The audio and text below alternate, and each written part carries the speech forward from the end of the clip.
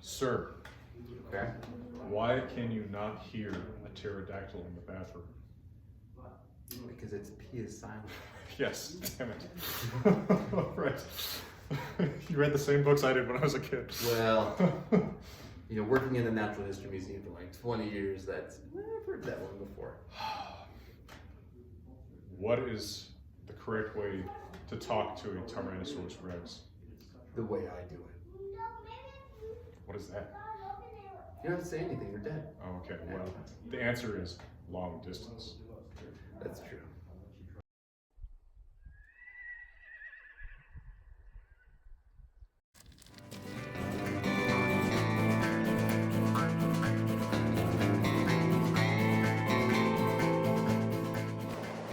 Hi, I'm Old Norse specialist Dr. Jackson Crawford. Now, you might not think that my jokes just there were particularly funny, and truth be told, I don't really either. My own real sense of humor tends a little bit drier than that. But you can recognize them at attempts at being funny. What is interesting about Norse literature, which is one of the many subjects connected to the Norse language and myth that I talk about on my Patreon-supported series of videos here, is that laughter is not very present. There is some, but it largely tends toward schadenfreude. For example, in Jomsvikinga Saga chapter 5, when Haraldur Greycloak is talking to Gul Haraldur, they're both named Haraldur, he says to his namesake that what's going to make him laugh is that even though his namesake will kill him, he knows that someone will kill his killer in turn, and thus he'll be avenged. Laughter's not often much more innocent than that. If you read a poem like Hávamál, you will see some references to laughing with friends. For example, in stanza 46, Hlæja skaltu við þeim og hug mala. You ought to laugh with that one and speak your mind. Now he's talking about someone you're trying to deceive into thinking you are a friend to, but still it implies that laughing with a friend would be a fairly innocent pursuit. We also read about Þorgeir in Fóstbróðir Saga, Saga of the Foster Brothers. Sjaldan hló hann, óblíður var hann hversdaglega with altíðu. He seldom laughed, he was uncheerful every day with everybody. Implying that laughter could be really a sign of cheerfulness, and someone who truly just never laughs is probably regarded as uncheerful and unfriendly, much like you might regard somebody who never laughs in our society. Not that I know any of those. There's also several situations in the sagas and myths of the Eddas that are probably intended to be funny. One of this series of events that I find kind of funny, that I think is intended to be funny, kind of, is the rivalry between two skalds or court poets, Bjorn and Thorður, and the saga of Bjorn, champion of the people of Hítardal, Bjarnar saga Hítardalakapa. These two poets hate each other so much, they have a rivalry about a woman they both love, that Thorður wound up marrying, but Bjorn still holds a candle for, that they compose multiple poems insulting each other, and the poems get kind of funny. Here's one that Bjorn composes about Thorður after he watches a seal bite him. Hödd Goymir liggur heima, her fregnathat gegnir, sár fekk mygr morfa misleitar af selreitum. En þó út taka hrannir alhvast sker falla, fyrir lokor leiru ljótar kellingu skjóta. A generous man lies in bed. It profits everyone to know. That blind destroyer of sausages got a wound from a seal. But when the tides go out over the sharp rocks offshore, that ugly penis will creep again over the shore to scare his wife.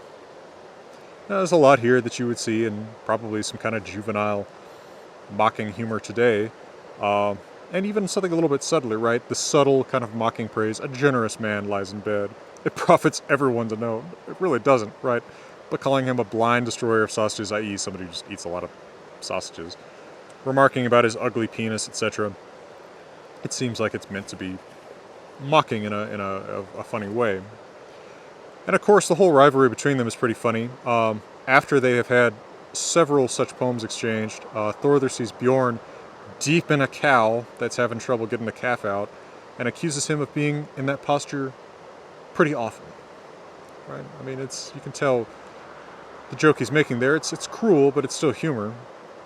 And Bjorn even spreads rumors that Thorður isn't even 100% human, but that he is the result of his mother eating a horny fish. And so he is a kind of immaculate conception. In fact, after they have had many such insulting poems exchanged between them, and of course each of these insults that I've outlined comes in a poem, at the Althing, the Law Council of Iceland, where disputes like this are supposed to be resolved peaceably, arbiters try to intervene between them and get the two to be at peace, to agree on, they've had enough. But they insist that even though they're about even in bloodshed, because they've each killed each other's employees and friends, that they need to make sure they're even in poems, and it turns out that Bjorn is one up. So Thorður decides right then and there he's going to even the score and just make one more insulting poem about Bjorn. Naturally, this is where negotiations break down, and eventually, shock and surprise, our hero is killed. Although even his last stand is a little bit funny. Maybe he fights off his attackers with a pair of shears, right, scissors for cutting wool. So that story, I think, is maybe intended to be a little bit funny. In Thrymskvida, we have a pretty funny situation set up too, especially if you hold, as some scholars do, that some of these Eddic poems that are largely dialogue were probably meant to be acted out like plays, where Thor, manliest of the gods, the greatest Drengr among them, has to dress up like a bride to go get his hammer back from Jotunheimar, from the Jotun, or so-called giant that stole it. And Loki even rubs it in with what is almost certainly an Old Norse, not pun, but sort of word joke. When Loki first comes back from Jotunheimar after the hammer's been stolen and tells Thor that the Jotun who's stolen it, Thrymr, wants to marry Froya before he'll give the hammer back, Thor goes to Froya and says, "Vit två, we too are going to Jotunheimar." He decides she doesn't have a choice in it. She's just going to go. She's going to marry the giant so he can get his hammer back. But Froya refuses, so after they come up with the plan to dress him up as a bride instead, Loki says to Thor, "Well, I will go as your bridesmaid." And of course Loki can shape change. And he says, "Vit två are going to Jotunheimar. We too, Vit två, are going." Now, Old Norse is a gendered language, and it has three genders: masculine, feminine, and neuter. If two men are being talked about, then you would say tver, the masculine form of the number two. If it's two women, you would say tvär, the feminine form of the number two. Now, either one of those might be acceptable here. Loki is usually male, although sometimes he's female. He is a mother and a father. Thor is definitely male. But even two female would be probably okay, since they're both disguised. But Loki says it in the neuter or mixed form that Thor said it to Froya in. Because you use, unlike in the Romance languages where you use masculine forms of adjectives if you're talking to a mixed group, in Old Norse you use neuter forms of adjectives if you're talking to a mixed group. So he chooses to say the form of the number two that means one of us is a man and one of us is a woman. And he is almost certainly needling Thor, not just echoing how he said it to Froya, but also, calling him a woman while Loki retains his masculine identity for the purposes of the joke. This is probably meant to be funny. Thor, in general, can be a kind of funny character, and of course that probably reflects his widespread popularity and thus the comfort people have with him as a god. Right, it's a little harder to make fun of the much more dire and dour, or dour Odin. Thor, of course, is also memorably tricked by Utgard the Loki in the story of his visit to his court. There we see Thor struggling to lift a cat, not knowing that the cat is actually the Midgard serpent that encircles the planet, or wrestling Utgard the Loki's feeble grandmother, not knowing that she actually is the personification of old age. It's probably meant to be kind of funny. And of course, Loki may be an object of fun as well. We see, for example, in the story of how Skadi comes to live among the gods, that after the gods have killed her father, they promise to repay her in three ways. Well, the last one is the easiest one to dismiss as humorous. Odin takes her dad's eyes and throws them into the sky to make stars. A little strange. But the other two things are pretty humorous. They say she can marry one of the gods, but she's got to choose him by his feet alone. So the gods line up behind a curtain, and she picks the one that she thinks has the most beautiful feet, assuming that they must be Baldur's, right? Because Baldur, all we really know about him is he's very, quote, beautiful. But they are the very clean feet of the sea-dwelling god Njordur, who is not as beautiful as Baldur, so she's disappointed. Could be taken as a little bit funny. Again, a little bit of schadenfreude, but funny-ish. And then the guys explicitly promise to make her laugh. And the way they do this is, well, it ends up being Loki's job. He ties one end of a rope to a goat's beard, and he ties the other end to his own testicles, and then they play a little game of tug and war. And then he falls squawking into Skadi's lap, and she laughs. Again, schadenfreude, but quite visibly an example of real laughter, real humor. And probably the audience may laugh there as well. One other kind of humor that I note quite frequently in the sagas is this humor of understatement that might remind you a little bit of the kind of Arnold Schwarzenegger action hero humor. Particularly when Atli dies in Grettis saga, and he looks down at the spear that has impaled him, and he says, "Thou tíðkast in breiðuspjótin." That's my attempt at an Arnold accent in Old Norse. It appears the broad-bladed spears are now in fashion. It's pretty laconic, pretty laconic humor.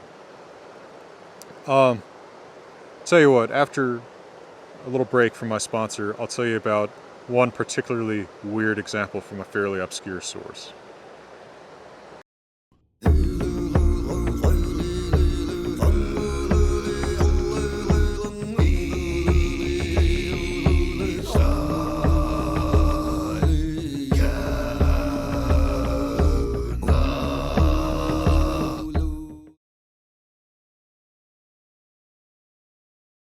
Now, not many people read the bishop sagas. These are some of the earliest sagas, and they concern the earliest Christian bishops of Iceland.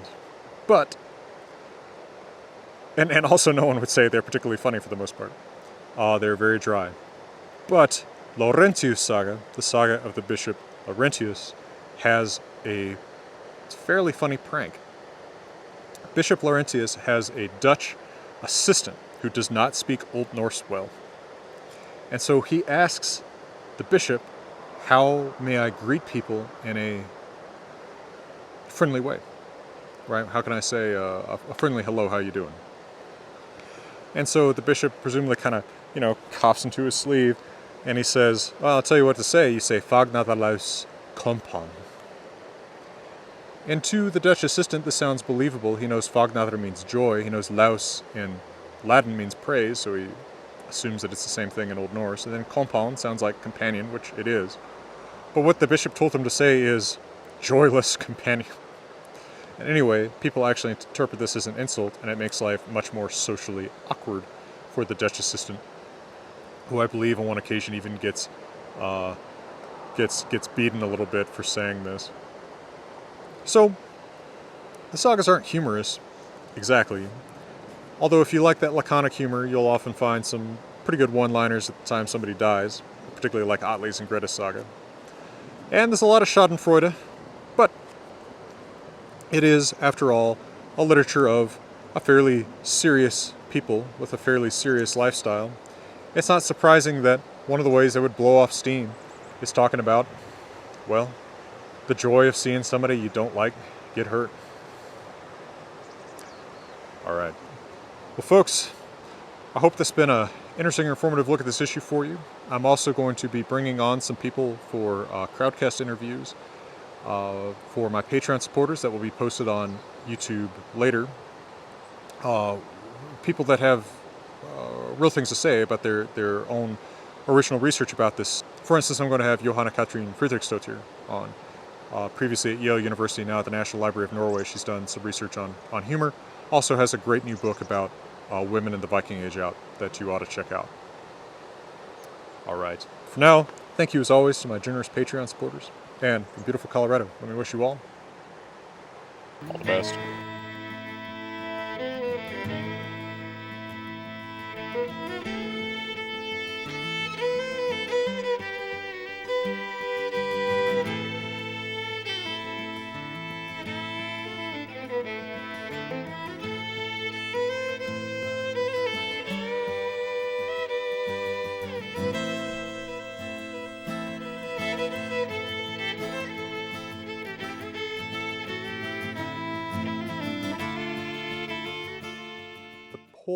point of this video channel, the whole point of my books, is to bring good information about these subjects to the people who want it in the places where they're looking for it online. Otherwise, the people who know what they're talking about are all trying to impress each other, talking to each other in the ivory tower, and they're never reaching out to the public. The people who are reaching out to the public on YouTube or wherever else mostly are scared, angry people trying to spread centuries-old, cartoonish racialist theories and crazy mysticism that has nothing to do with our medieval sources. I want to bring good information about our real medieval sources straight to you in the places where you're looking for it, without an agenda, without trying to set myself up as some ivory tower super genius who's better than you. You can help me do that by donating small monthly amounts on my Patreon.